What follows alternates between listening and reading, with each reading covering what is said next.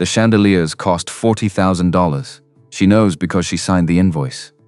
Now they throw fractured light across 200 faces while her fiancé stands on stage with a microphone. His hand finds another woman's waist. Gold silk, blonde hair. Her sister, the room erupts, not in gasps but applause. Phones rise like a flock of startled birds. Cameras capture the exact moment a life ends and a spectacle begins. She doesn't scream, doesn't cry, doesn't move from her place at the edge of the crowd in an emerald dress that suddenly feels like evidence. Behind her, someone whispers about making a scene. She walks instead, out through terrace doors into cold air and darker truths. The Pacific crashes below, violent, beautiful, indifferent. A stranger in flannel offers water. No questions, no pity, just presence. She doesn't know yet that accepting will change everything. That survival sometimes requires fraud, that justice doesn't always wear a suit. That the man with calloused hands holds more power than the one who just destroyed her. The water bottle sweats against stone. She drinks. The chandeliers had cost someone $40,000. Rebecca Mitchell knew this because she'd approved the invoice 3 weeks ago. Venetian crystal. Imported. The kind of extravagance that made her stomach turn even as her fingers typed the authorization code. Now those same chandeliers threw fractured light across 247 faces. She'd counted, because counting was easier than thinking. Easier than acknowledging the diamond on her left hand felt heavier than it should. Heavier than 3 carats had any right to feel. The Newport Coast mansion sprawled like a postcard someone had set on fire with money. Floor-to-ceiling windows framed the Pacific. Black-tie guests clustered in formations that screamed hierarchy. CEOs near the champagne fountain. Junior partners orbiting the hors d'oeuvres. Everyone positioned exactly where they belonged, in the ecosystem of Morrison Development Group. Rebecca stood alone, near the East Terrace doors in an emerald gown that had seemed like a good idea 4 hours ago. It wasn't too much sheen, too much leg, too much everything for a woman who'd spent 9 years perfecting the art of being just enough to get promoted but not enough to threaten anyone. Her mother had insisted on the color, which should have been the first warning. Patricia Mitchell materialized beside her daughter, with the predatory grace of someone who'd learned to navigate country clubs on a secretary's salary. 66 years, compressed into a size 4 Chanel knockoff. Lips the exact shade of wine that cost more than she'd admit to spending. Stand straighter. Not hello. Not you look beautiful. Just the same 2 words that had preceded every important moment of Rebecca's life since her father's funeral. Rebecca's spine responded before her brain could object. Muscle memory from a childhood, spent being measured against invisible standards, and found consistently wanting. I'm standing fine. You're slouching. Garrett's business partners are watching. Let them watch. Patricia's fingers found Rebecca's elbow. Manicured nails pressed into skin through silk. Not hard enough to bruise, just hard enough to remind. Smile. You're about to be Mrs. Garrett Morrison. Act like it matters. The weight on Rebecca's finger got heavier. Mrs. Garrett Morrison. 4 months ago, that phrase would have felt like winning. Tonight, it felt like something else entirely. Something she couldn't name, because naming it meant acknowledging the tight feeling in her chest wasn't excitement. It was dread. Across the room, Garrett Morrison worked the crowd with the ease of someone born into the right ZEP code. 34, 6'2". The kind of handsome that came from good genes and better orthodontics. Dark suit tailored so precisely, it probably had its own insurance policy. He laughed at something Douglas Chen said. Real estate mogul, net worth somewhere north of criminal. Garrett's had landed on the older man's shoulder. Familiar. Easy. The gesture of someone who'd never questioned whether he belonged anywhere. Rebecca had fallen for that confidence, mistaken it for something deeper, which made her exactly as stupid as every romantic comedy had warned her not to be. There you are. Amanda Mitchell appeared from the direction of the bar. 26. Blonde where Rebecca was brunette. Curves where Rebecca was angles. The kind of pretty that made men stupid and women careful. Rebecca's sister wore gold, liquid metallic silk that clung in ways physics shouldn't allow. Hair swept up to expose a neck that had probably caused 3 fender benders in the parking lot. Smile bright enough to sell toothpaste or commit fraud. Maybe both. You look amazing. Amanda's voice hit that perfect pitch between sincere and poisonous. That green is so bold. I could never pull off something that... Attention-grabbing. Rebecca felt her mother's fingers tighten. You look lovely too, Amanda. This old thing? Amanda smoothed the fabric over her hip. I grabbed it last minute. Didn't want to outshine the bride-to-be. As if Rebecca were a position to fill rather than a person. Where's Garrett? Patricia scanned the room with the focus of a hawk spotting movement in tall grass. Probably schmoozing. Amanda sipped champagne from a flute that had definitely been refilled more than once. You know how he is. Always working the room. Speaking of which, have you two set a date yet? People keep asking. We're thinking spring. Rebecca heard herself say the words she'd been trained to say. The acceptable answer. The one that suggested planning was happening, even though the only thing she'd planned was how to survive the next 4 hours without screaming. Spring is so far away. Amanda's eyes went wide. Innocent. Why wait? Because something felt wrong. Because Garrett had changed the engagement party from 50 people to 250. Without asking. Because he'd stopped looking at Rebecca. Like she was someone he wanted to know, and started looking at her like she was something he needed to acquire. But those weren't things you said at your own engagement party. So Rebecca smiled. We want to do it right. Amanda laughed. Too loud. Too long. Of course you do. You always were the responsible one. The words landed like compliments but tasted like accusations. Patricia squeezed Rebecca's elbow again before releasing her. I'm going to check on the catering. Amanda, come with me. Actually, I was hoping to steal Rebecca for a minute. Now, Amanda. Their mother's tone left no room for negotiation. Amanda's smile flickered. Just for a second, then snapped back into place with the precision of someone who'd learned to perform happiness instead of feel it. Of course. We'll catch up later, sis. They disappeared into the crowd. Rebecca exhaled. The terrace doors stood 3 feet away. Glass and wrought iron, and the promise of air that didn't smell like expensive perfume and quiet desperation. She was halfway there when a hand caught her wrist. Running away already? Garrett's voice came from behind her. Warm, amused.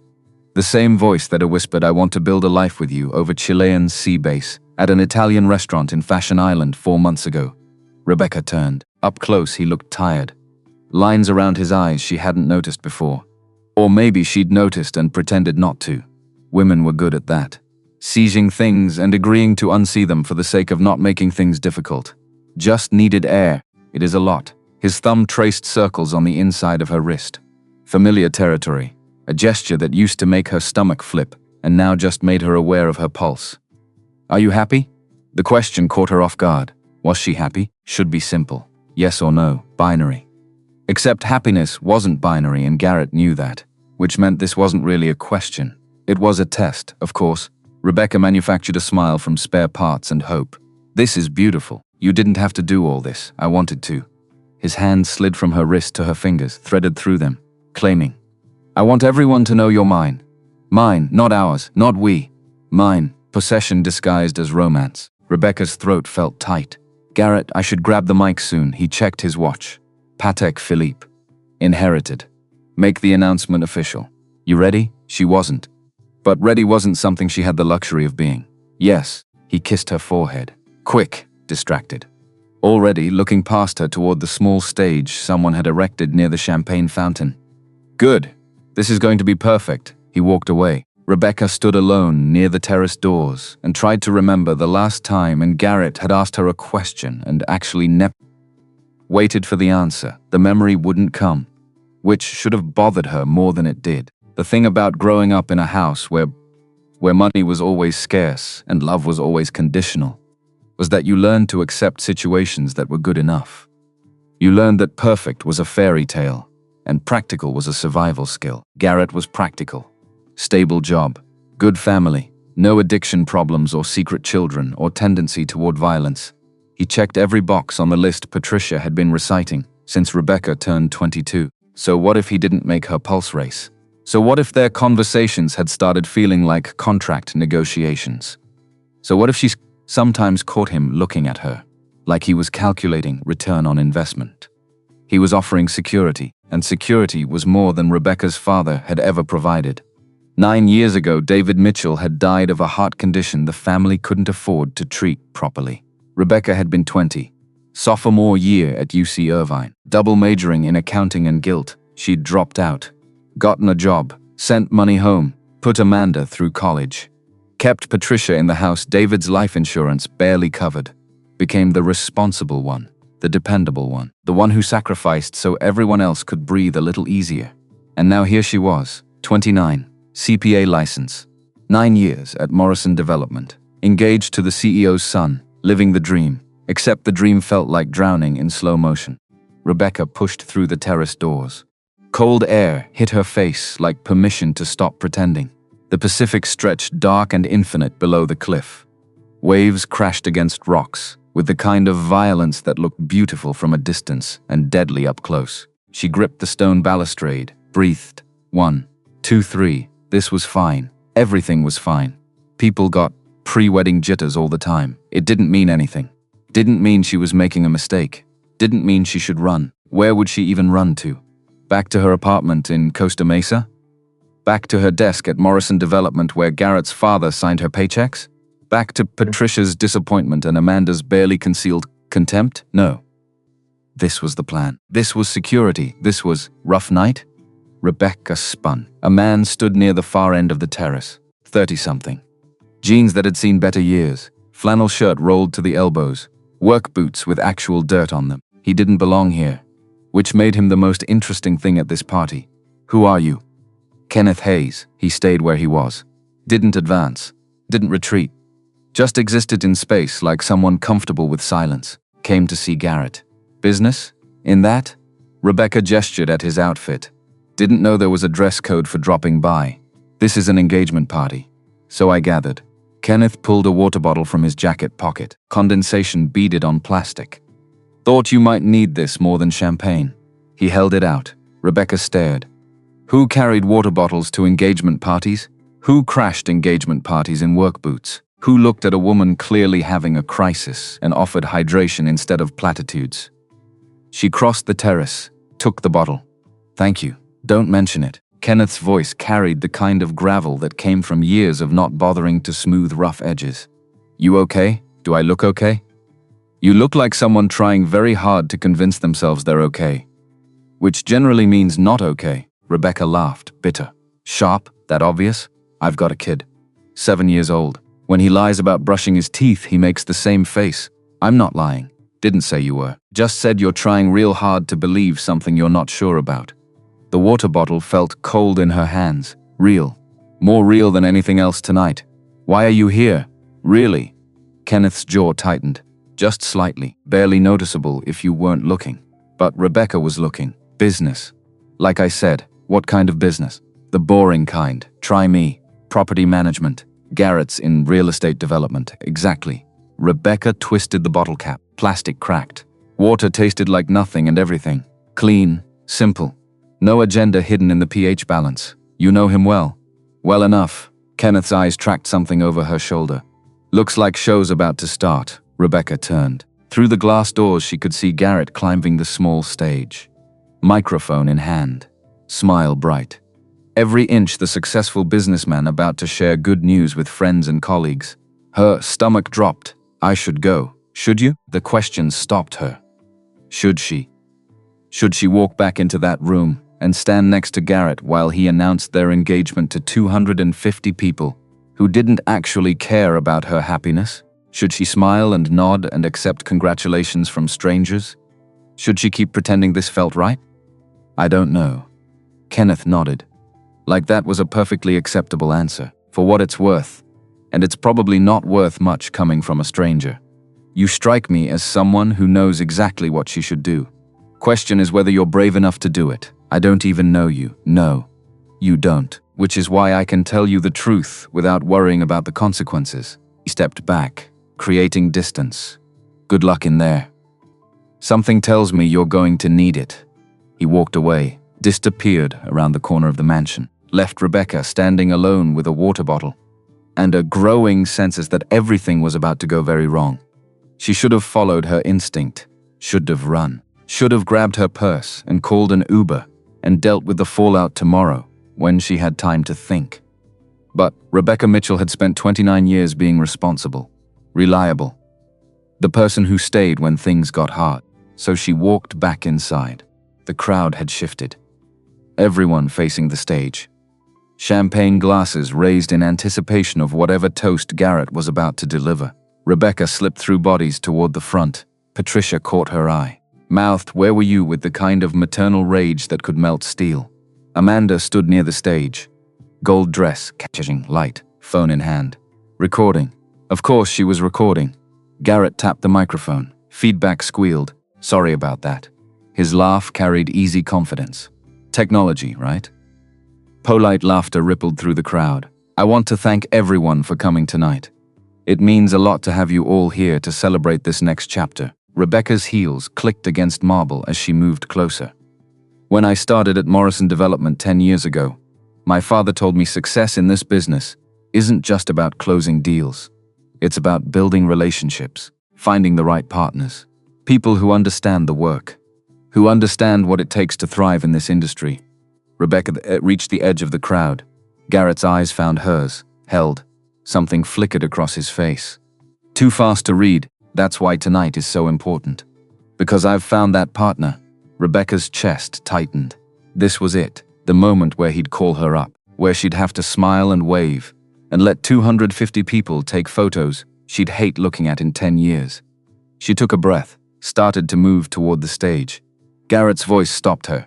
"Someone who understands this world, who knows what it takes to succeed. Someone who gets it in a way that's rare and valuable." He paused, looked away from Rebecca, looked to his right, Amanda Mitchell. "Come up here." The room tilted, sound compressed into a high-pitched whine that might have been Rebecca's pulse or might have been the universe announcing its punchline. Amanda's face bloomed into surprised delight. Perfect. Practiced. The expression of someone who'd known this was coming and prepared accordingly. She climbed the stairs. Garrett's arm went around her waist, possessive, claiming. The same way he'd touched Rebecca 20 minutes ago. "I know this might come as a shock to some of you." Garrett's voice filled the room. Confident, unapologetic. "But Amanda and I have gotten to know each other over the past few months, and what started as friendship became something more, something I can't ignore." 250 phones rose. Cameras clicked, video started rolling. Rebecca stood frozen at the edge of everything. Amanda understands this life. The demands, the sacrifices, the reality of building something that matters. Garrett looked down at Amanda. She gazed up at him with doe eyes and parted lips. "She's exactly what I need, what this company needs." The unspoken words hung in the air like smoke. Rebecca wasn't. Rebecca didn't understand.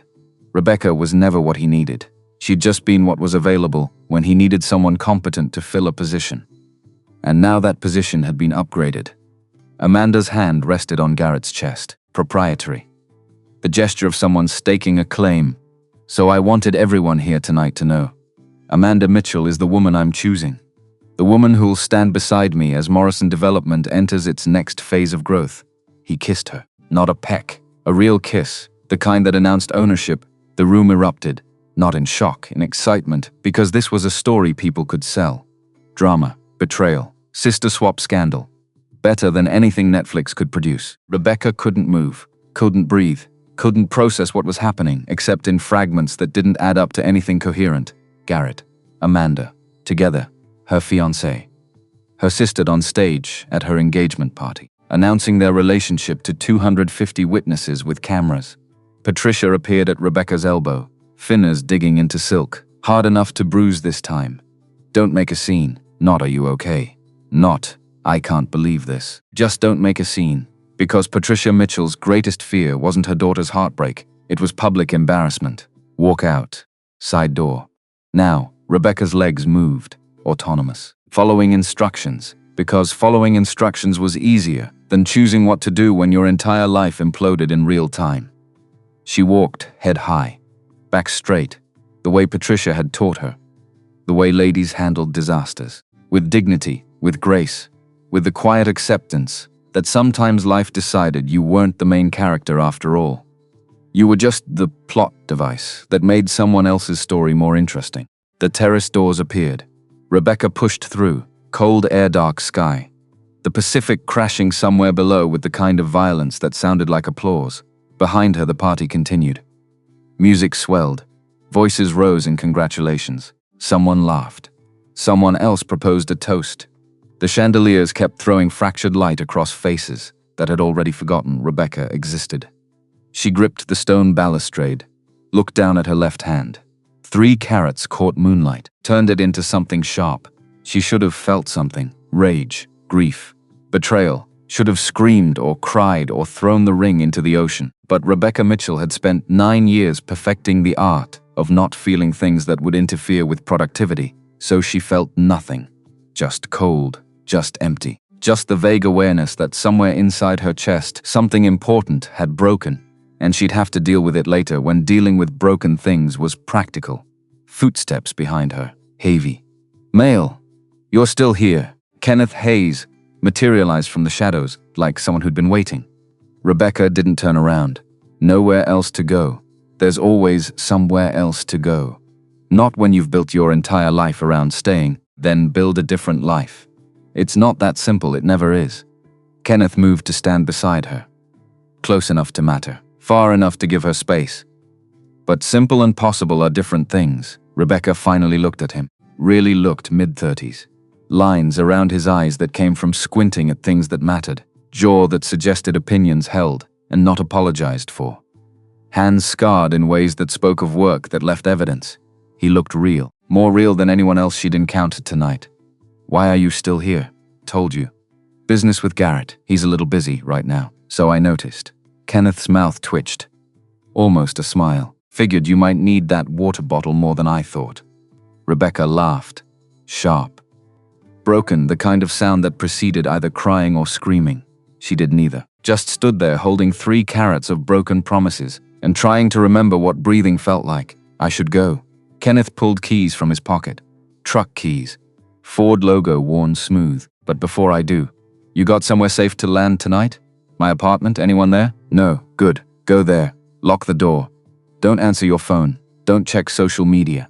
Don't try to make sense of what just happened." He paused. "You can do that tomorrow. Tonight you just survive. You talk like you know something about surviving. Everyone knows something about surviving. Question is whether you learn from it or let it break you." He walked away. Agon left Rebecca standing alone in the cold with advice she hadn't asked for and probably wouldn't follow, but she did follow it. Went to her apartment in Costa Mesa, locked the door. Ignored 17 calls from Patricia. Ignored 12 texts from numbers she didn't recognize. Ignored the notifications flooding her phone as the video went viral. Instead, she sat on her kitchen floor, still wearing the emerald dress that had been a mistake, still wearing the ring that felt like evidence, and finally, alone in the dark, Rebecca Mitchell let herself feel, not rage, not grief, just the cold certainty that she'd been played, that Garrett had never loved her, that Amanda had never been a sister, that Patricia had never been a mother in any way that mattered, that every relationship she'd spent 9 years maintaining had been a transaction she'd lost without realizing the game was rigged. Her phone buzzed text from unknown number. She almost didn't look, almost deleted it, almost followed Kenneth's advice about not engaging. But curiosity was stronger than wisdom. She opened the message. "Your sister's engagement party was quite the show. Trending at number 3. You okay?" No name. No context. Rebecca should have blocked it, should have thrown her phone across the room, should have done anything except respond. But she was tired of should. "Who is this?" 3 dots appeared, disappeared, appeared again. Someone who knows what it's like when your life becomes entertainment for strangers. Someone who thinks you deserved better. Someone who has a 7-year-old who won't stop talking about the sad lady at the party who needed water. Rebecca's chest tightened. Kenneth. Somehow he'd gotten her number. Somehow he was checking on her at 1 in the morning, when everyone else was either celebrating or pretending to care.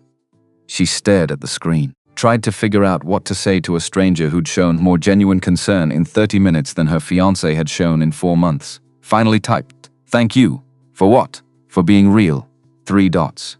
Then, anytime, Rebecca set the phone down, looked around her apartment. Small, clean, affordable, the kind of place someone lived when they were saving money for a future that included a husband and a house and security. A future that no longer existed. She stood, walked to the bathroom, looked in the mirror. Mascara tracked down her face. Lipstick smeared, hair falling from pins.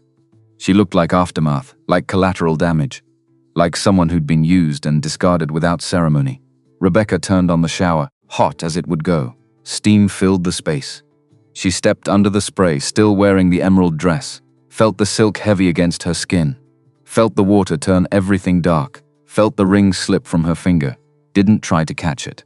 Just watched it circle the drain before disappearing into pipes that would carry it somewhere. She'd never have to see it again. The dress clung, the water burned, and somewhere in the scalding heat and ruined silk, Rebecca Mitchell made a decision. She was done being what other people needed. Done performing competence and gratitude and quiet acceptance. Done pretending that good enough was enough. Whatever came next wouldn't be practical, wouldn't be safe, wouldn't be the responsible choice. But it would be hers, and that would have to be enough. She turned off the water, peeled the dress off like dead skin, dropped it in the trash, climbed into bed naked and exhausted, and something close to free. Tomorrow she'd deal with consequences. Tomorrow she'd face Patricia's rage and Amanda's triumph and Garrett's indifference. Tomorrow she'd figure out how to survive being the punchline everyone was sharing. But tonight, she just breathed. In, out, alive despite everything. Which was more than she'd felt in 4 months. Her phone buzzed one more time. She almost ignored it, almost let sleep claim her. But something made her look dock-stecked from Kenneth. Tomorrow's going to be high. But you're tougher than you think, trust me. I know tough when I see it, Rebecca smiled. Small real. The first genuine expression she'd worn all night. Tied back. How do you know? Because you're still breathing. That's all the proof you need. She set the phone down, closed her eyes. And for the first time in 9 years, Rebecca Mitchell fell asleep, without worrying about who needed her to be strong. Because tonight she needed to be strong for herself. And that was enough. The screen cracked but kept working. She'd deal with replacing it tomorrow, along with everything else. Morning arrived like an assault, sunlight through cheap Venetian blinds, phone vibrating itself off the nightstand, 47 missed calls, 63 text messages, 12 voicemails Rebecca didn't need to listen to because she already knew what they'd say. Disappointment, accusation, damage control. She rolled over, stared at the ceiling, counted cracks in the plaster until the number stopped meaning anything. 17. 18 if you counted the one that might have been a water stain. Her body felt heavy. Wrong, like someone had replaced her skeleton with concrete while she slept. The video had 14 million views. She'd checked at 3 in the morning when sleep refused to cooperate, and her brain insisted on cataloging every way her life had ended. 14 million strangers watching her stand there in emerald silk while her sister took what should have been hers. 14 million people who'd never know her name, but would remember her face. The girl who got dumped at her own engagement party. The punchline, the cautionary tale mothers would tell daughters about trusting the wrong people. Rebecca's phone buzzed again. Patricia, 48th call. She declined it. Immediately it buzzed again. 49th. Rebecca turned the phone off, threw it across the room. It hit the wall. Screen already cracked from last night. Now the damage spider-webbed further across the glass. Still worked though. She could see the screen still glowing. Good enough. She didn't want to know what people were saying. Didn't want to see the think pieces about female competition and family betrayal. Didn't want to read comments from strangers who thought they understood her life, based on 90 seconds of footage shot on an iPhone. What she wanted was coffee, and possibly to cease existing. But coffee was more achievable. Rebecca dragged herself upright. Her apartment looked different in daylight. Smaller, shabbier. Evidence of a life spent saving instead of living. IKEA furniture from college. Second-hand kitchen table. Walls bare except for a single print. She'd bought at a craft fair 3 years ago. Because the vendor looked disappointed, and Rebecca couldn't stand watching people fail. This was what 9 years of responsible financial planning looked like. Sparse. Functional. Depressing. She made coffee. Strong enough to strip paint. Drank it black. Because she'd run out of milk 2 days ago, and hadn't bothered to shop because she'd been too busy preparing for an engagement party, where her fiancé announced he was marrying her sister. The irony tasted bitter, matched the coffee. Rebecca carried the mug to her laptop, oped her email against every instinct, screaming to leave it closed. 347 unread messages, most from addresses she didn't recognize. Subject lines ranged from sympathetic to vicious. So sorry for what happened. You dodged a bullet, girl. How does it feel to lose to your own sister? Interview request. People magazine humiliation caught on camera. Your story. Rebecca closed the laptop, opened it again, scrolled past the garbage until she found what she was looking for. Mome from Morrison Development HR subject. Mandatory leave of absence. She clicked Ride. Dear Ms. Mitchell, due to recent personal circumstances that may create conflict of interest within our organization, we are placing you on indefinite leave effective immediately.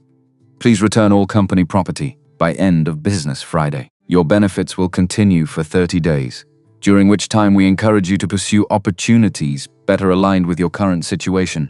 Regards. Human Resources fired. They didn't use the word, but the meaning was clear. Garrett had called in a favor. Or maybe he didn't need to. Maybe HR saw the video and made the calculation that keeping Rebecca employed was messier than cutting her loose. Either way, she was out. 9 years of 60-hour weeks. 9 years of arriving early and leaving late. 9 years of fixing other people's mistakes and accepting credit for none of it. Gone, because she'd had the audacity to trust the wrong man. Rebecca laughed. Sharp, bitter. The sound surprised her. She laughed harder. Until her stomach hurt. Until tears leaked from her eyes. Until the laughter turned into something that wasn't quite crying, but wasn't quite anything else either. Just sound. Just her body processing what her brain couldn't. When it stopped, she felt hollow. Clean. Like someone had scooped out everything that used to matter and left space for something new. She didn't know what that something was yet, but it would be hers. Rebecca showered, dressed in jeans and a sweater that had seen better years. Grabbed her keys, left the apartment for the first time in 18 hours. The world hadn't ended, which felt wrong. Traffic still clogged PCH. Tourists still took photos at overlooks. The Pacific still crashed against rocks, like heartbreak was a private experience instead of something the universe should acknowledge. Rebecca drove without destination, ended up at a coffee shop in Costa Mesa she'd passed 1,000 times without entering. Small, local. The kind of place that roasted beans on site and charged less than Starbucks because they didn't have shareholders to impress. She parked, went inside, ordered something complicated enough to require explanation. The barista didn't recognize her, didn't ask if she was the girl from the video, just made her drink and handed it over with a smile that contained no pity. Rebecca found a corner table, opened her laptop, stared at a blank document. Rebecca Mitchell, CPA professional summary. She'd deleted it, started over. Rebecca Mitchell, financial consultant, better. Less tied to Morrison Development. Less tied to the person she'd been when she thought security meant sacrificing everything else. She spent 3 hours building a website. Nothing fancy, just clean, professional. Evidence that she existed outside the narrative strangers were writing about her. By the time she finished, her coffee had gone cold and the sun had shifted across the floor. Progress, small, insufficient, but forward. Rebecca was packing up when someone dropped into the chair across from her. Patricia, 66 years of controlled rage compressed into designer activewear. Your phone is off, I know. I've been calling for 2 days, I know. Patricia's jaw tightened. Botox kept her forehead smooth, but her mouth betrayed everything the injections hid. Fury. Disappointment. Fear. We need to talk about what happened. No, we don't, Rebecca. There's nothing to talk about. Garrett chose Amanda. You got your son-in-law. Just not the daughter you expected. Patricia leaned forward, voice dropping to the register she used when threatening to withdraw approval. Don't be dramatic. This situation is salvageable if you stop acting like a child. Rebecca's laugh came from somewhere deep, not the broken sound from this morning. Something sharper. Salvageable. He announced his relationship with my sister at my engagement party. In front of 250 people, it's on YouTube, it's on TikTok. Strangers in Ohio are making memes about my face, which is exactly why you need to control the narrative. Do an interview. Explain that it was mutual, that you realized you weren't compatible, that you support their relationship. The words landed like physical blows. You want me to lie. I want you to be smart. Smart would have been not trusting either of them. What's done is done. Now we manage it. Patricia reached across the table, tried to take Rebecca's hand. Rebecca pulled back. We aren't managing anything. You're managing your image. I'm managing my life. Those are different projects. Your life is tied to this family. Then maybe it's time to cut the rope. Patricia's expression went cold. The look Rebecca had seen 1,000 times growing up. The look that preceded withdrawal of privileges or affection or whatever leverage Patricia had at the moment. If you do this, if you make this harder than it needs to be, you're on your own. No help, no support, no safety net when reality hits and you realize you can't survive alone.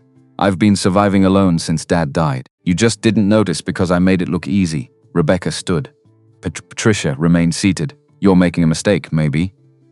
But it'll be mine. She left.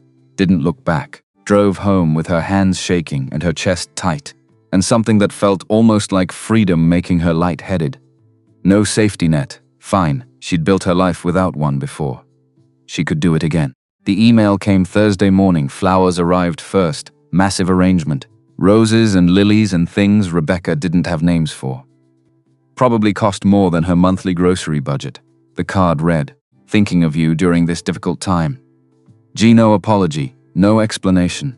Just vague sympathy that suggested Rebecca's pain was an inconvenience rather than his fault.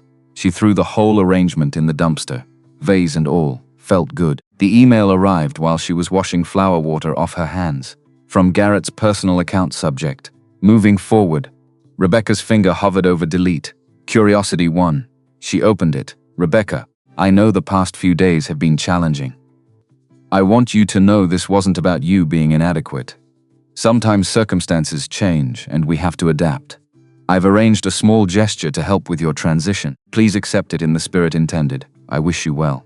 Garrett attach. PDF. Rebecca downloaded it. Check image. $75,000. And a contract. She read the fine print, standard NDA. She agrees not to discuss the circumstances of their breakup publicly. Not to disparage Garrett or Amanda. Not to share private communications. In exchange, he provides financial support and professional references. Fresh start, clean break. All she had to do was sign away her right to tell the truth. Rebecca read it twice, considered it. $75,000 would cover rent for 2 years. Would buy time to build her consulting business. Would be the smart choice, the practical choice. The choice Patricia would make. Rebecca printed the contract, all 14 pages, took scissors from her kitchen drawer, cut each page into confetti, put the pieces in an envelope, addressed it to Morrison Development, wrote on the front in block letters. Returned to sender, mailed it that afternoon. Felt better than she had in months. The coffee shop became habit, every morning. Same corner table. Same complicated drink order. The barista learned her name. The owner started holding the table when she saw Rebecca's car pull up. Small kindnesses from strangers who didn't know her story. Who didn't care about the video. Who just saw someone who needed routine and provided it without questions. Saturday morning, the door chimed. Rebecca looked up from her laptop expecting tourists or college students. Saw Kenneth Hayes instead, flannel shirt. Jeans with actual wear patterns. Work boots that had met real construction sites. And a kid, 7 years old. Dark hair that stuck up in back. Missing front tooth. T-shirt featuring a dinosaur Rebecca didn't recognize. The kid spotted her first. Pointed. That's her. Kenneth's expression shifted. Surprise, then something softer. Recognition, Brandon. Inside voice. But it is her. The lady from the party who needed water. Several customers turned. Rebecca felt her face heat. Kenneth crossed to her table. Sorry.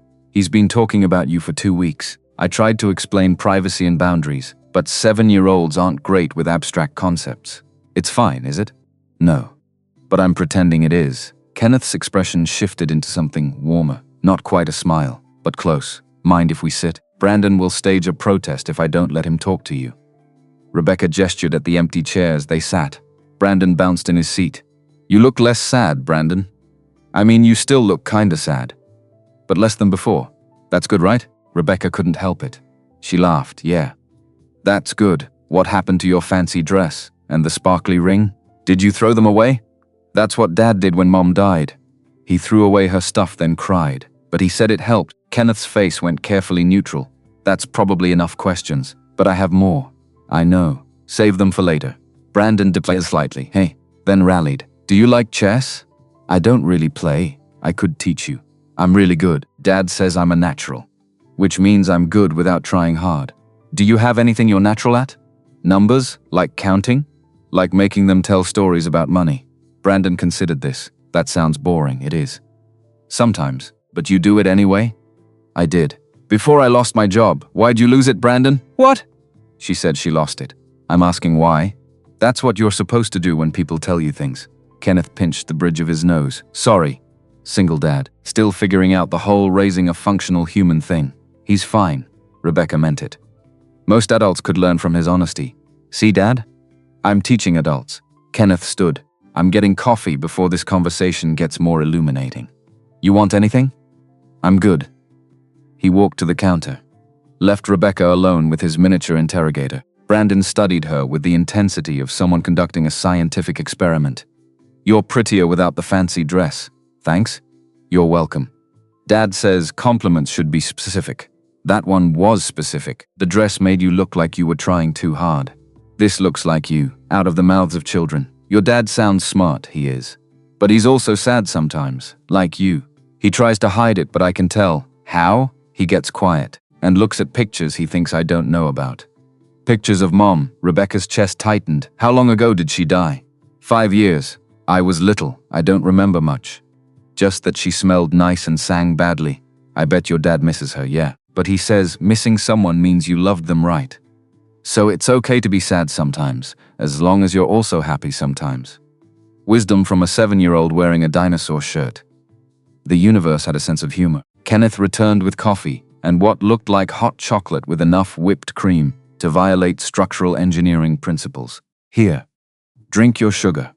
Brandon grabbed the cup, took a sip, came up with a whipped cream mustache. Rebecca lost her job. Kenneth's eyes sharpened. Did she? Yeah. Because something happened that wasn't her fault, but people were mean anyway. That's unfair, right? Very unfair. Can you help? You help people with work stuff. I help people with property management. That's different, but you're smart and nice. You could figure it out. Kenneth looked at Rebecca, question in his eyes. She shrugged. Lost isn't quite accurate. Forced out is closer. Conflict of interest according to HR because of the video? Because my ex works there. Or his family does. Same thing. Morrison Development? You know it? Something flickered across Kenneth's face. Too fast to identify. I know of it. Real estate circles. Small world. Brandon kicked his legs under the table. So can you help? I don't think Rebecca needs my help. She strikes me as someone who figures things out herself. But everyone needs help sometimes. You said that? I did say that. So help. Kenneth looked at Rebecca. He's relentless when he latches onto something. I can intervene, but it'll take 20 minutes and several rounds of negotiation. What kind of help are you offering? Nothing yet. Brandon's operating on pure optimism and minimal information. I have lots of information. I know she's sad and doesn't have a job and probably needs friends because her sister is mean and her fancy boyfriend was dumb. Rebecca choked on air. Kenneth handed her a napkin. Breathe. He'll move to a different topic in 3, 2. Do you like cinnamon rolls? They make them here and they're crooked, but that makes them better. Dad says perfection is overrated. I haven't tried them. You have too. Brandon jumped up, raced to the counter, left Kenneth and Rebecca alone. Kenneth exhaled. Sorry. He has no filter and infinite energy. Terrible combination. He's great. He's exhausting. Those aren't mutually exclusive. Fair point. Kenneth rotated his coffee cup. How bad is it? The job situation? Manageable. I have savings. Time to figure things out, but it's not what you wanted. What I wanted doesn't seem to factor into how my life works, so make it factor. Easy for you to say. Easier for me to say because I learned the hard way. Work yourself to death for something that doesn't care if you exist, and you end up with nothing but regrets. And a 7-year-old who barely remembers his mother. The words dropped like stones. Rebecca didn't know what to say. Kenneth's jaw tightened. Sorry. That was true. More honest than appropriate for coffee shop conversation. I like honest. Most people don't. I'm not most people. No. Kenneth's eyes held hers. You're not. Brandon returned carrying a cinnamon roll the size of his head. They cut it crooked again. Look. He set it on the table. The frosting listed severely to the left. Definitely crooked. Somehow perfect anyway. We can share. Brandon pushed it toward Rebecca. You look like you need sugar. She pulled off a piece. Tasted cinnamon and butter and something that might have been acceptance. Good? Really good. Told you. Dad's always right about food. Just food? Kenneth raised an eyebrow. And chess. and bedtime. But not about vegetables. Vegetables are terrible. They stayed for an hour, talked about nothing important. Brandon's school project on dinosaurs. Kenneth's terrible cooking skills. Rebecca's disaster of a first apartment in college normal conversation. The kind that didn't require performance or pretense. The kind Rebecca hadn't experienced in months, maybe years. When they finally left, Brandon hugged her, fierce. Sticky with frosting, you should come next Saturday. We always come here. It's tradition. Kenneth started to object. Rebecca spoke first. Maybe I will. Brandon grinned. Gap-toothed and genuine. Promise? Promise. They left. Rebecca watched through the window as Kenneth buckled Brandon into a truck that had seen better decades. Blue Ford. Dented bumper. Paint faded from sun exposure. The kind of vehicle someone drove because it worked, not because it impressed anyone. She liked that. Liked him. Which was dangerous. Which was stupid. Which was probably exactly what she needed. Her phone buzzed. She'd bought a replacement after the screen damage got too severe to ignore. New number. Only gave it to essential people, which meant this was someone essential. Doc's text from unknown number. Brandon made me promise to text you. He says you looked less sad but still sad and need friends. Kids got instincts. Anyway, this is Kenneth. No pressure, but if you need anything that isn't flowers or checks with strings attached, let me know. Rebecca stared at the message. Reread it. Tried to remember the last time someone offered help without expecting something in return. Couldn't. She typed back. How did you get my number? You filled out a form for coffee shop Wi-Fi. Owner's my neighbor. She's flexible with privacy policies for good reasons. That's slightly creepy. Totally creepy. Want me to delete it? Rebecca's thumb hovered over yes. Type something else instead. No. Keep it. Just don't abuse it. Wouldn't dream of it. She set the phone down. Found herself doing something she hadn't done in weeks. Smiling, for real. Monday brought the letter. Certified mail. Return address. Whitmore and Associates Legal. One of those firms with offices on high floors and hourly rates that required disclaimers. Rebecca signed for it. Opened it at her kitchen table with coffee going cold beside her. Legal complaint. Morrison Development versus Rebecca Mitchell.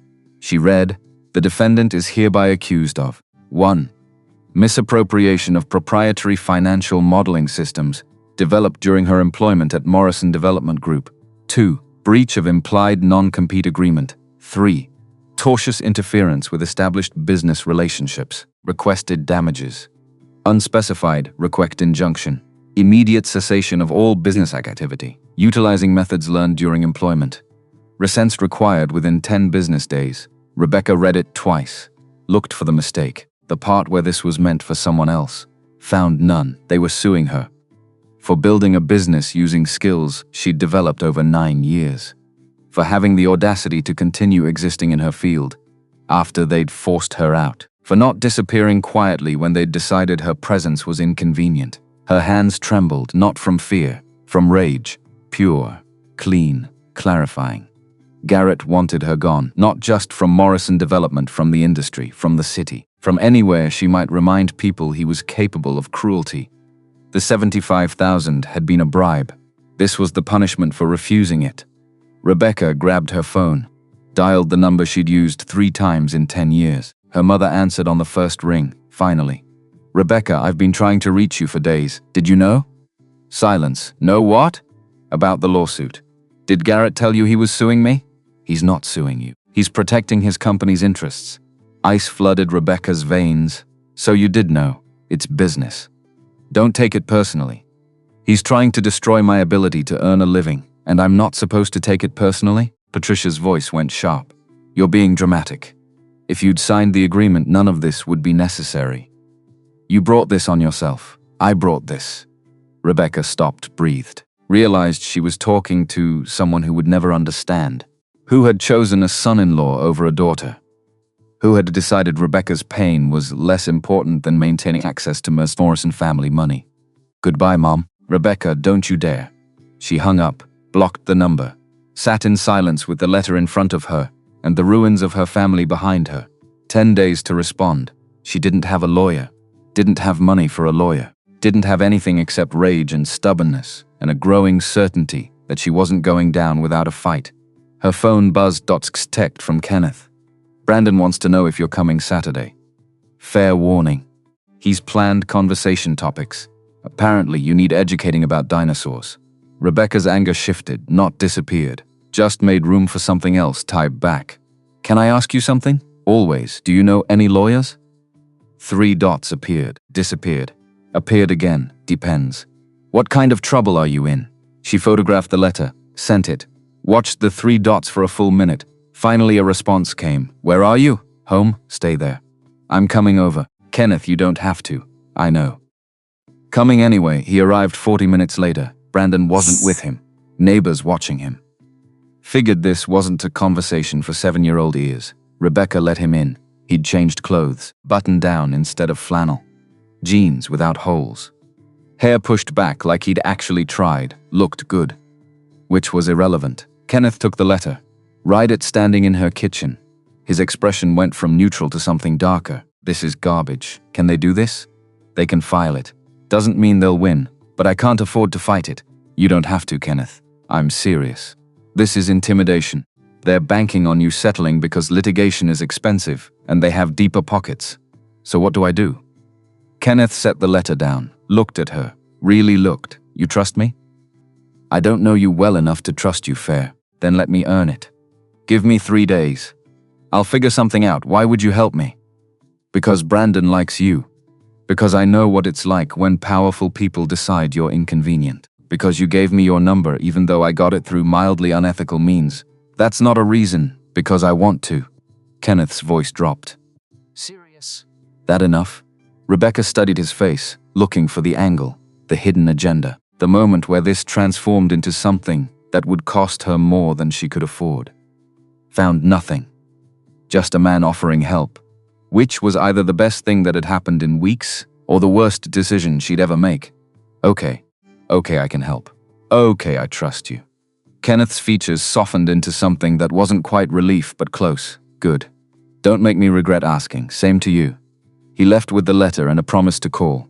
Rebecca stood in her kitchen, alone again, but somehow less alone than she'd felt in months. Her phone buzzed. Doxtet from Kenneth, forgot to mention. You're still coming Saturday, right? Brandon will riot if you don't show. I'll be there. Good. We'll celebrate. Celebrate what? Not being afraid of bastards with lawyers. Rebecca found herself smiling. Really smiling. Felt it reach her eyes. Felt something in her chest loosen. Not hope exactly, but possibility. And for now that was enough. Kenneth called on day 2. Not 3 like he'd promised. 2, which meant either he'd found something or this was going to be worse than anticipated. Rebecca answered on the first ring. Tell me. Good morning to you too, Kenneth. Right, business first. I read the complaint, talked to some people, did some digging and it's bullshit. Complete fabricated bullshit. Their financial modeling system isn't proprietary. It's standard industry practice with minor modifications any CPA could recreate. The non-compete doesn't exist. You never signed one. And tortious interference requires proof you actively damaged their business relationships, which you haven't, because you literally just started. Rebecca's grip on the phone tightened. So they're lying. They're hoping you don't have resources to prove they're lying. Classic intimidation. File garbage. Make it expensive to defend. Force settlement. What do I do? You fight back. But not alone. Something in his voice shifted. Careful. Measured. The tone of someone about to say something that changed everything. What aren't you telling me? Kenneth exhaled. I need to come clean about something. Can I come over? When? 20 minutes? I'll be here. He hung up. Rebecca stared at her phone. Tried to identify the feeling crawling up her spine. Dread. Anticipation. Hope. All 3. None of them good. She paced her apartment. 12 steps from kitchen to bedroom. 14 if she took the long route around the coffee table she'd bought at a yard sale. Because new furniture felt irresponsible when student loans existed. 17 minutes later, someone knocked. Rebecca opened the door. Kenneth stood there holding a manila folder and an expression that said this conversation was going to hurt. Come in. He entered. Didn't sit. Just stood in her living room looking like a man about to confess something. Before I show you this, I need you to know I didn't plan any of it. Didn't engineer meeting you. Didn't manipulate Brandon into liking you. That was all real, okay? I'm serious.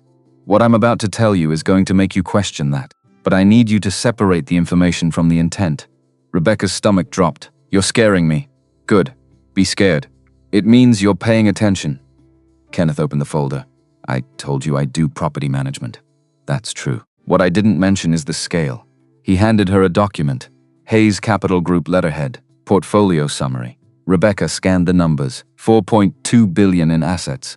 Commercial real estate holdings across 7 states: Boston, New York, Philadelphia, Charlotte, Atlanta, Dallas, San Diego, and Los Angeles. Her eyes caught on one line item: Morrison Tower, Irvine, California, 17 floors. Primary tenant, Morrison Development Group. Lease expiration, November 2025. 11 months from now. You own their building. I own the company that owns their building. Along with about 40 others, Rebecca looked up. Kenneth Hayes wasn't a property manager. He was a landlord. No, he was the landlord, the kind with enough capital to make or break companies by deciding whether to renew leases. Why didn't you tell me? Because I needed to know if you'd treat me different once you knew. People always do. They hear the number and suddenly I'm not Kenneth anymore. I'm the number. I'm opportunity. I'm something to use. I wouldn't. Your mother would. Your sister would. Garrett definitely would. Kenneth's jaw tightened. I learned the hard way that money doesn't buy honesty. It just makes people better liars. Rebecca's brain caught up to implications. Your wife, Rebecca, different person, same name. Died 5 years ago in a car accident on PCH. We'd been fighting about work, about me putting the company before her, before Brandon. She drove off angry. Drunk driver ran a red light. Kenneth, I don't tell you for sympathy. I tell you so you understand why I quit. Why I handed operations to a board I trust and spend 3 days a week being Brandon's dad instead of executive chairman. Why I showed up to your engagement party in flannel instead of a suit. Why were you there? Garrett owes me $14 million. Personal loan. Stupid investment into development that tanked. He's been dodging repayment for 8 months. I went to remind him his lease renewal is contingent on settling debts. The pieces clicked, so you saw everything. Saw him announce Amanda. Saw you walk out. Saw you standing there trying not to break. Kenneth moved closer. And I saw someone who deserved better than being collateral damage in someone else's ego trip. Rebecca's hands trembled slightly, not shaking. Just processing. You should have told me. I know. I trusted you. I know that too. And now what? You're going to use your position to threaten Garrett? Make him drop the lawsuit by threatening his lease? No. You're going to do that. He handed her another document, response brief. Professionally drafted. Legally airtight. Signature line at the bottom. Blank. I had my legal team draft this. It dismantles their complaint point by point. References, case law.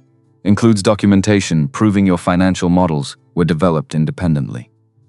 Demands they withdraw within 48 hours or face countersuit for malicious prosecution. Rebecca read. It was perfect. Surgical, the kind of legal work that cost 6 figures. I can't afford this. You're not paying for it, Kenneth. You're my wife. The words hit like cold water. Rebecca's brain stuttered. What? Kenneth pulled a second folder from his jacket. Marriage certificate. Orange County Courthouse.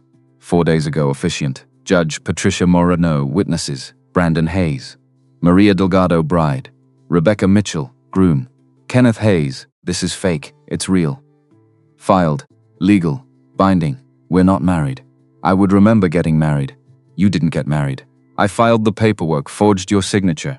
Had a friend on the bench backdate it. Rebecca's vision tunneled. That's fraud. It's protection. As my spouse, you have legal privilege, shared assets, access to resources. More importantly, you have a message to send. What message? That you're not alone. That touching you means dealing with me. That Garrett Morrison is suddenly fighting someone with deeper pockets and longer reach. Rebecca sat, had to. Her legs weren't working right. You committed fraud.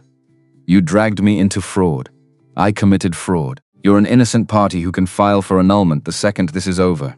No harm, no foul. Just protection while you need it. This is insane. This is war.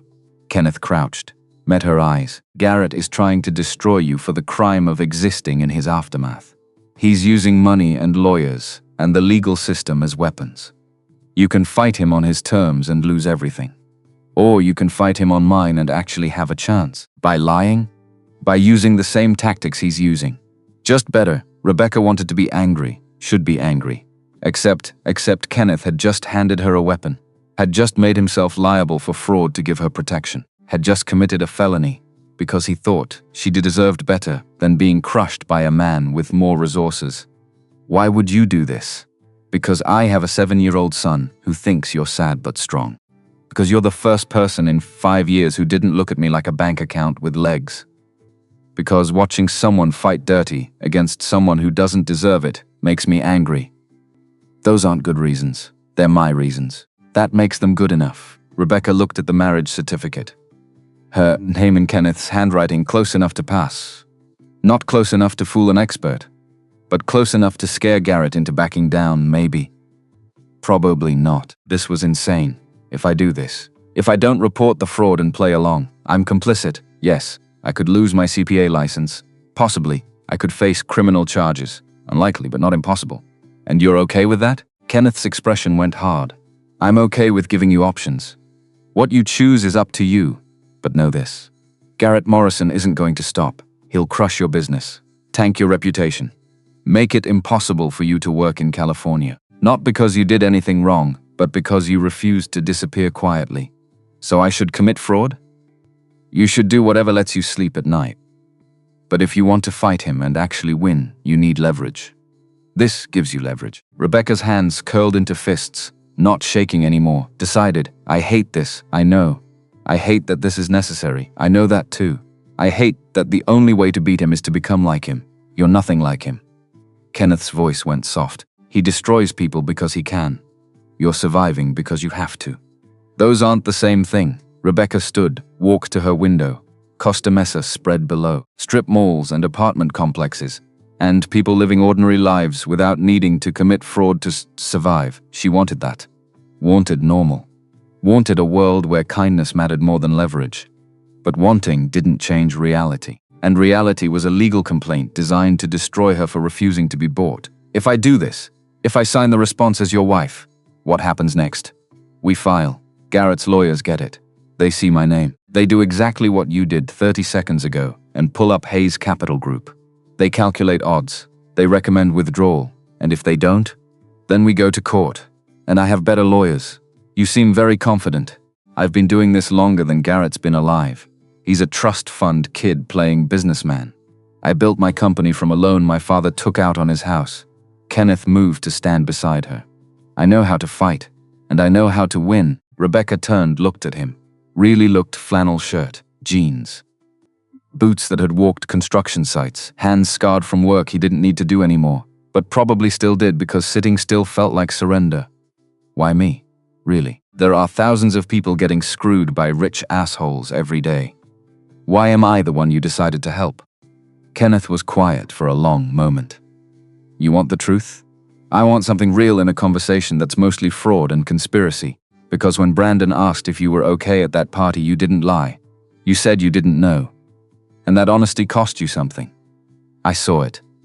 Saw you being real when everyone else was performing. Kenneth's throat worked. My wife, Rebecca, she performed for me for 6 years. Smiled when she was miserable. Pretended everything was fine when it was destroying her. And I was too focused on spreadsheets to notice until it was too late. Kenneth, you remind me what I missed, what I should have protected. And maybe helping you is selfish. Maybe it's me trying to fix something I broke with someone I can't apologize to anymore. Silence, heavy roar, the kind that followed truth told too loud. Rebecca reached out, took his hand, scarred knuckles, calluses. Real, I'm not her, I know. I can't fix what happened, I know that too, but I'm grateful. For the fraud, for the help, for giving a damn when nobody else did. Kenneth's fingers tightened around hers. So you'll do it? I'll sign the response. I'll play the part. I'll be your fake wife until this is over. Rebecca paused. But then we annul. Clean break. No obligations, agreed. And you tell Brandon the truth. I won't lie to a 7-year-old. I'll tell him we're helping each other. Which isn't a lie. It's not the whole truth. No. But it's all I've got. Rebecca pulled her hand back. Picked up the response brief. Write it again. It was good, better than good. It would work, probably. Maybe. She signed Rebecca Hayes. The name felt foreign. Wrong. But effective. Kenneth took the document. I'll file this afternoon. You should expect a call from Garrett's lawyers within 24 hours. What do I say? Nothing. Direct them to me. I'll handle it, Kenneth. Trust me. I've done this before. He left. Took the marriage certificate and response brief and Rebecca's last shred of moral high ground. She sat alone in her apartment, stared at her hands, tried to figure out when survival became synonymous with fraud. Couldn't pinpoint the exact moment, just knew it had. Her phone buzzed. Text from Kenneth. Brandon wants to know if you're still coming Saturday. He's made flashcards about the Cretaceous period. Fair warning. Rebecca smiled despite everything. Dimed back. Wouldn't miss it. Good. Also for the record. Being married to you is less terrible than I expected. We're not really married. Legally we are. Only until this is over. Which means for now I have a wife who doesn't want anything from me except honesty. That's a significant upgrade from my previous marriage. Rebecca stared at the message. Didn't know how to respond. Finally typed, "You're a complicated man, Kenneth Hayes." "So are you, Rebecca Hayes." "That's not my name. It is for now. Might as well get used to it." She set the phone down. Tried out the sound. Rebecca Hayes. Strange foreign. But somehow less heavy than Rebecca Mitchell. Like shedding a skin that never fit right. The call came 18 hours later. Unknown number. Los Angeles area code. Rebecca answered. "Rebecca Mitchell." "Who's asking?" "Stephen Whitmore." "Whitmore and Associates. We represent Morrison Development in the matter of intellectual property misappropriation." Rebecca's pulse kicked. "I have nothing to say to you. I understand you've filed a response. Quite an aggressive response, actually. My client is prepared to discuss settlement. Your client can discuss it with my husband." Silence. "I'm sorry?" "Kenneth Hayes. Hayes Capital Group. He's handling all legal matters on my behalf." More silence. Longer this time. "Ms. Mitchell, I'm not sure I understand. It's Mrs. Hayes now, as of last week, and I don't discuss business without my husband present. You have a problem with the response, you take it up with him." She hung up, hands trembling now, not from fear, from adrenaline, from power. Holy shit, that felt good. Her phone rang again. Different number. She declined it. Text message appeared. "This is Stephen Whitmore. I apologize for the confusion. Can we schedule a call with Mr. Hayes present?" Rebecca forwarded the message to Kenneth. His response came immediately. "Tell him to email me directly. My assistant will schedule." "You have an assistant?" "3, actually. Perks of being a billionaire property mogul." "You're not a billionaire, not technically. Just feel like one when I get to weaponize my legal team against dickheads." Rebecca laughed, alone in her apartment. Felt good. Felt real. Felt like maybe she wasn't drowning anymore. Just treading water. Which was progress. She texted Whitmore back. "Mime Kenneth Hayes directly. He'll arrange something." Then blocked the number. Felt even better. Saturday arrived cold and clear. Rebecca drove to the coffee shop wondering if this was stupid. Spending time with her fake husband and his very real son. Playing house when the house was built on forged documents. But Brandon had made flashcards, and Kenneth had committed felony fraud to protect her. Least she could do was show up. They were already there when she arrived. Corner table. Brandon bouncing in his seat. Kenneth reading something on his phone with the focus of someone solving equations. Brandon saw her first, launched himself across the coffee shop. "You came. I promised, didn't I?" "Yeah, but grown-ups break promises sometimes. Dad says it's because they're scared of disappointing people, so they just avoid them instead." Kenneth looked up. "Good morning to you too, Brandon. I'm being honest. You said honesty is important. I also said context matters." "What's context?" "Knowing when honesty helps versus when it just makes things weird." Brandon considered this. Turned to Rebecca. "Did I make it weird?" "Little bit. But I appreciate the honesty. See, Dad? She appreciates me." Kenneth stood. Pulled out a chair. "Sit. I'll get coffee." "Same as last time? You remember my order?" "I remember everything about you." The words landed heavier than they should. Kenneth's eyes held hers, saying something without saying it. Rebecca looked away first. Coffee would be great. He left. Brandon spread flashcards across the table. "Okay, so these are organized by geological period. We'll start with Triassic and work forward. But the really cool stuff happens in the Cretaceous. That's when T-Rex lived." "Do you know about T-Rex?" "I know the basics." "The basics are boring.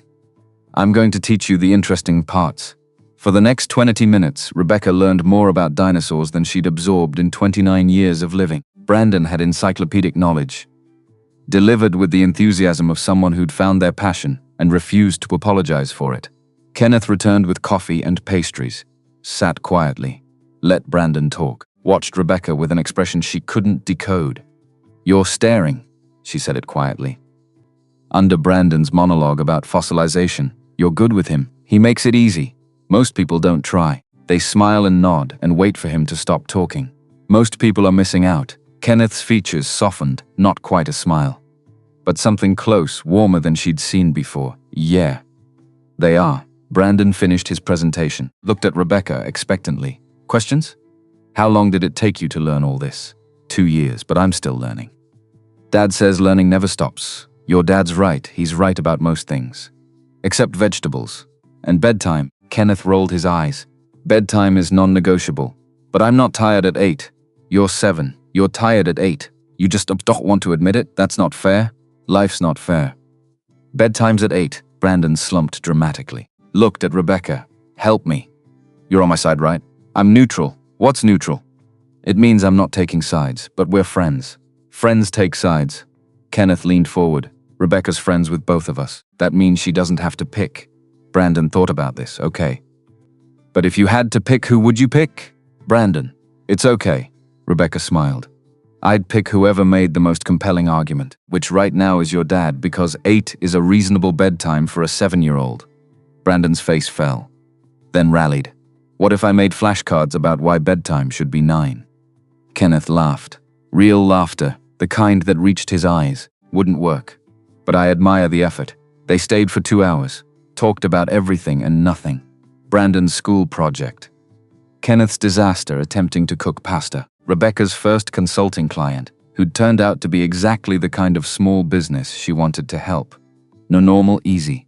The kind of Saturday Rebecca hadn't experienced in years. When they finally stood to leave, Brandon hugged her, fierce, genuine. "Next week, same time?" "Definitely. Promise?" "Promise." He ran ahead to the truck, left Kenneth and Rebecca alone. "He really likes you." Kenneth's voice was quiet. "Haven't seen him attached to someone like this since your wife?" "Yeah. Kenneth, I'm not trying to replace her, I know. But maybe that's why he likes you. You're not trying to be anyone except yourself." Rebecca didn't know what to say to that. Kenneth saved her. Lawyers called. "Set up a meeting for Tuesday. Conference call. You don't have to be there, but you can if you want. I want. Figured you might." He paused. "Fair warning. It's going to get ugly. Garrett doesn't back down easy. Neither do I." "Good. I'd hate to be married to someone boring." "We're not really." "I know. Doesn't mean I can't enjoy the paperwork while it lasts." He walked away, left Rebecca standing outside the coffee shop wondering how her life had become this. Fake married to a billionaire she'd met 3 weeks ago. Fighting a legal battle against her ex-fiancé. Spending Saturdays with a 7-year-old who knew more about dinosaurs than most paleontologists. Should feel wrong. Should feel terrifying. Instead felt like the first right thing she'd done in years. Tuesday arrived with rain. Rebecca dressed carefully, business casual. Not trying too hard. Not backing down. The call was scheduled for 2. Kenneth texted at 1:30. "Riddity? No good. Being ready is overrated. Being willing is what matters. Philosophical for a fake husband. I contain multitudes." Rebecca smiled, dialed into the conference line at 1:58. Kenneth was already there, Mrs. Hayes. "Good afternoon." The name still felt foreign. But she wore it, "Mr. Hayes, we're early." "They'll join at 2. Nervous?" "No, annoyed. This is a waste of everyone's time." At exactly 2, the line beeped. New participants joining. Kenneth Hayes and Rebecca Hayes for the defendant. "Who's joining for Morrison Development?" "Stephen Whitmore, lead counsel for plaintiff." "I have Garrett Morrison on the line as well." Rebecca's stomach clenched. Garrett. She hadn't heard his voice since the party, Mr. Hayes. "Miss Mitchell, thank you for making time." Kenneth's voice went cold. "It's Mr. and Mrs. Hayes. Let's get that straight from the start." "Silence, I apologize." "Mr. Hayes, Mrs. Hayes, we're calling to discuss possible settlement." "There's nothing to discuss. Your complaint is frivolous. My wife has committed no violation of intellectual property law. She signed no non-compete, and claiming tortious interference when her business is 3 weeks old is laughable." "Mr. Hayes, with all due respect." "I don't hear respect. I hear intimidation tactics. You filed a garbage lawsuit hoping to scare my wife into disappearing. That strategy has a fatal flaw, which is, I don't scare. And neither does she." Garrett's voice cut in. "Kenneth, can we speak privately? This doesn't need to involve my wife." "Yes, it does. She's the defendant. She stays on the line." This is between you and me. No. This is between Hayes Capital Group's legal team and whatever budget firm you could afford after your last development tanked. Another silence, longer, colder. I don't know what Rebecca told you. She told me you're trying to destroy her for refusing $75,000 and a gag order. She told me you filed a fraudulent lawsuit to intimidate her out of California. She told me you're a coward who uses lawyers instead of character. That's defamatory. Prove it.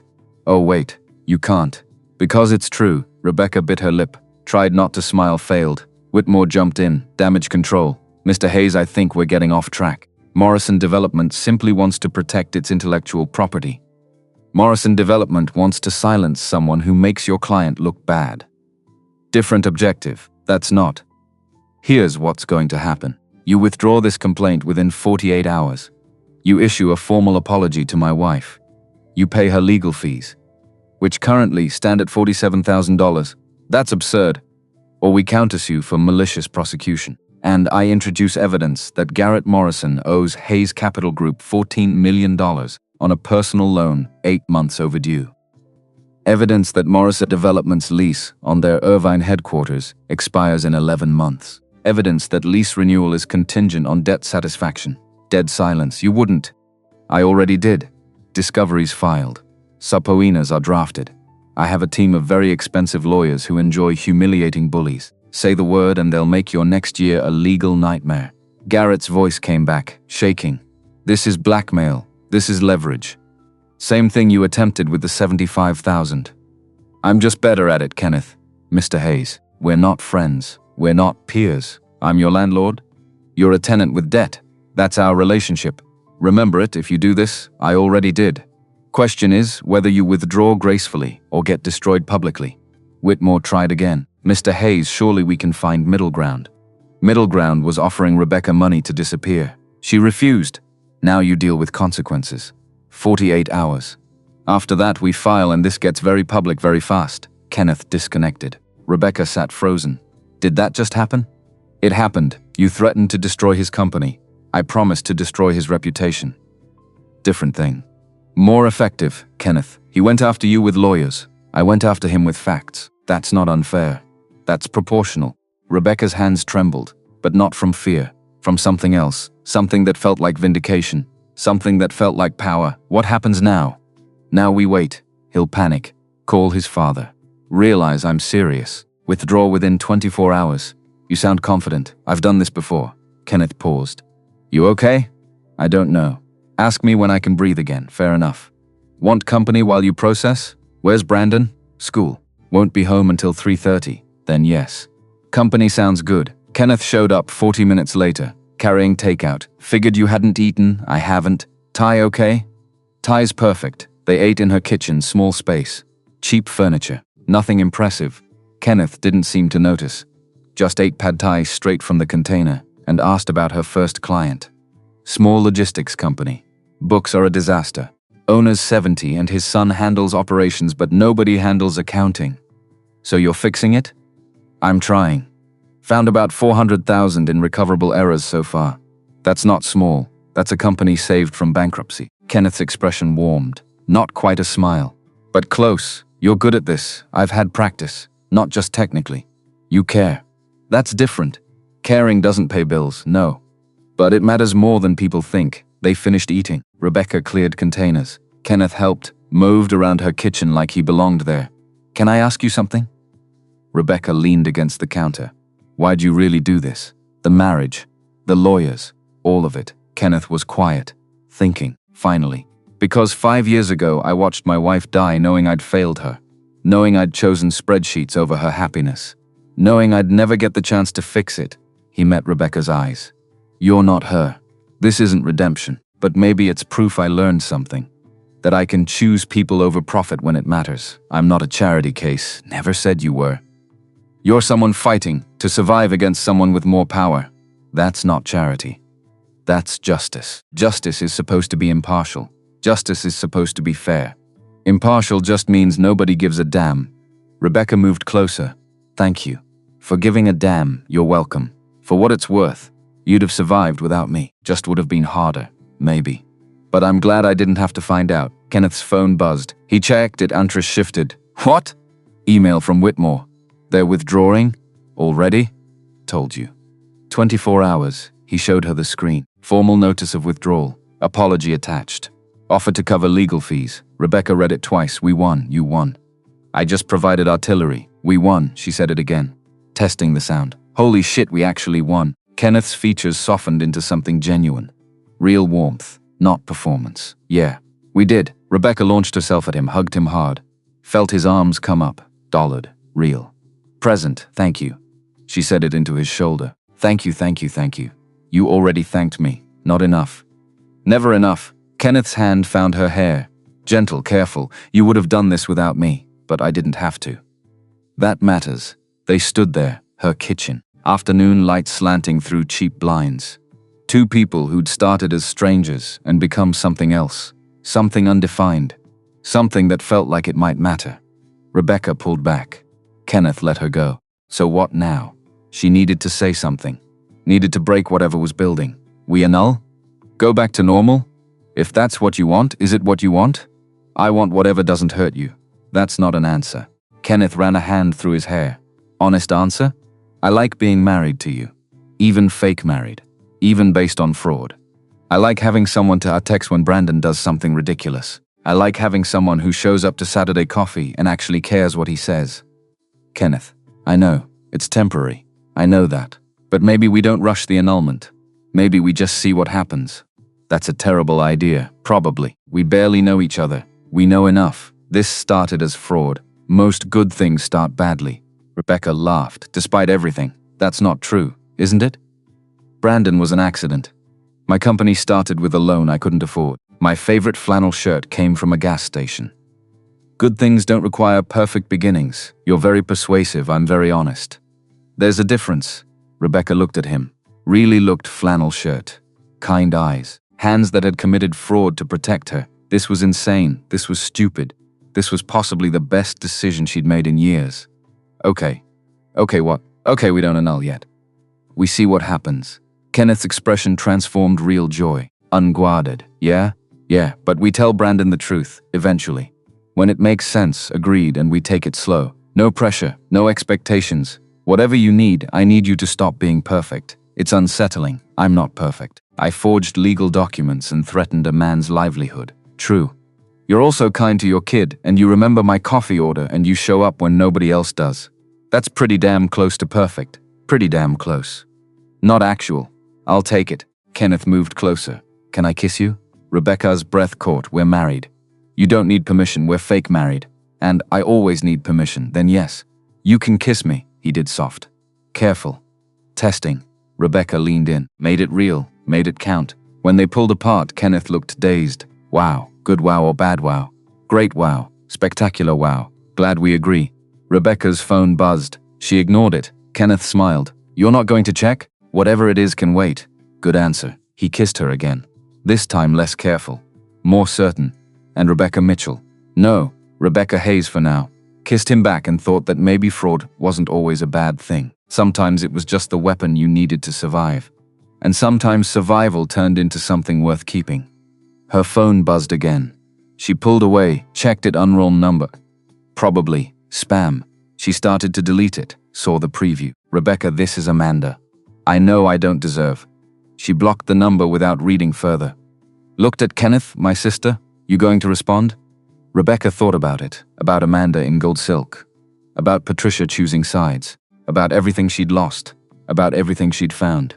No. I'm done with people who only show up when they want something. Kenneth's hand found hers, squeezed. Good choice. Now what? Now we figure out what being fake married looks like when we actually like each other. Any ideas? A few, but they all involve more kissing. Rebecca smiled. Real, genuine, the kind that reached her eyes and meant it. I can work with that, and she could. Because for the first time in 9 years, Rebecca wasn't building her life around what other people needed. She was building it around what she wanted, and what she wanted was standing in her kitchen wearing flannel and offering her something she'd never had before. A partnership, an equal. Someone who saw her for exactly who she was and chose her anyway. Not despite the mess, because of the strength it took to survive it. That was worth more than any diamond. Worth more than any security Garrett could have offered. Worth the fraud. Worth the risk. Worth everything.